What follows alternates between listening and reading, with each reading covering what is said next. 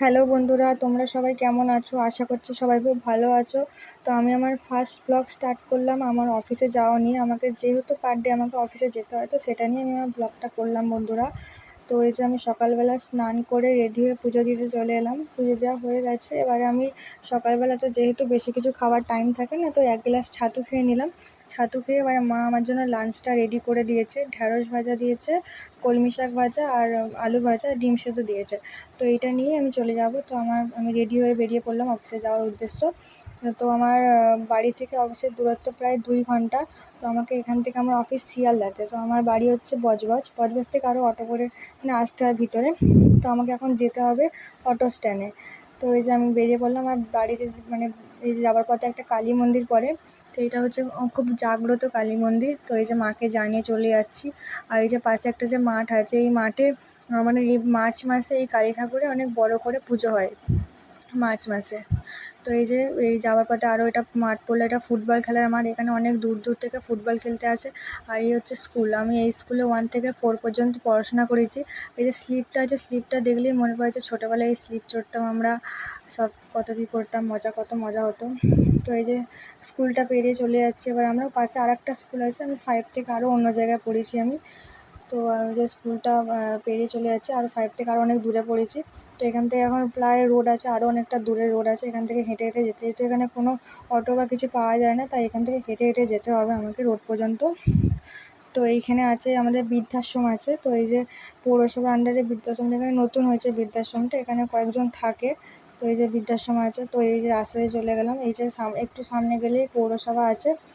তো যাওয়ার সময় দেখি রোজের যেতে হয় তো বন্ধুরা। তো কখনো কখনো এই যে এই 2 ঘন্টার যাত্রা কখনো ক্লান্তিকর হয়, আবার কখনো নতুন কিছু দেখার সুযোগ এনে দেয়। প্রত্যেক দিন এই রুটিন জীবনের মাঝে নানান অভিজ্ঞতা পাই বন্ধুরা। তো এই যে আছে পৌরসভা, এই যে সামনে আছে রোড আছে সামনে। এবার আমাদের অটো যে উঠবো, মেন রোড, আমাকে অটো উঠতে হবে মেন রোডে, এবার যেতে হবে আমাকে। তো সামনেই মেন রোডটা আছে। তো এই যে আছে। তো রোদ তো প্রচুর আছে বন্ধুরা। তো ছাতা নিয়ে বেরিয়েছি, প্রচুর রোদ আছে, যেহেতু কোনো কিছু গাড়ি টাড়ি নেই, হেঁটে হেঁটেই আসতে হলো রোদের মধ্যে। এর সামনে অটোও দাঁড়িয়ে আছে। আজকে আর বেশি দূর যেতে হলো না, অটো সামনে আছে, পেয়ে গেছি, উঠে পড়লাম অটোর মধ্যে। তো এই যে অটোতে বসে পড়েছি। তো আমাদের এই যে স্টেশন, এই যে স্টেশনের গ্যারেজ আছে, এটা হচ্ছে এখানে সব সাইকেল টাইকেল লাগা আছে। অপোজিট সাইডে আছে বাইক। তো আমি যেহেতু অপোজিট সাইডে বসিনি, তো আমি এগুলো দেখাতে পারছি না, শুধু সাইকেল এগুলোই দেখাচ্ছে, এই সাইডেরগুলো। তো এইটা হচ্ছে ফার্স্ট গেট আমাদের স্টেশনের। আর আরও একটু দূরে আছে সেকেন্ড গেট। তো আমি যেহেতু আমার মান্থলি টিকিট কাটা আছে, তো আমাকে ওই সেকেন্ড গেটে কাউন্টার আছে। তো আমার যেহেতু টিকিটটা কাটা আছে, তো আমাকে টিকিটটা কাটতে হলো না, তাই আমার মান্থলি কাটা আছে, তো আমার কাটতে হলো না। আমি ফার্স্ট গেটেই উঠে পড়লাম। এই যে ট্রেনে উঠে পড়েছি। ট্রেনে এবারে বসে ট্রেনে যাচ্ছি। এবার ওই যে ট্রেনে প্রায় 1 ঘন্টা থাকতে হবে আমাকে ট্রেনে। যে 1 ঘন্টা থাকবো, ওই যে গান শুনতে শুনতে ট্রেনও ছেড়ে দিয়েছে। এই যে আমি ব্লুটুথটা বার করে নিয়েছি। আর আমি গান শুনে শুনে ট্রেনে 1 ঘন্টা যাবো আমি। ট্রেনেতে এরমভাবেই 1 ঘন্টা যে পুরো ভিড় ভাট্টা ভর্তি থাকে, আর ভালোও লাগে না আর গরমে। এই যে আমাকে প্রায় বজবজ থেকে 11টা স্টেশন পেরিয়ে 12টা স্টেশন হলো, 12টা স্টেশনে শিয়ালদা। তো অতগুলো স্টেশনে আমাকে বসে থাকতে হয়। তো এই যে এবার শিয়ালদা পৌঁছে গেছে। তো আমি রেডি হয়ে গেছি এবারে নামার জন্য। বেশ খুব রোদ আছে, তাই সানগ্লাসটা একটু পরে নিলাম রোদেতে।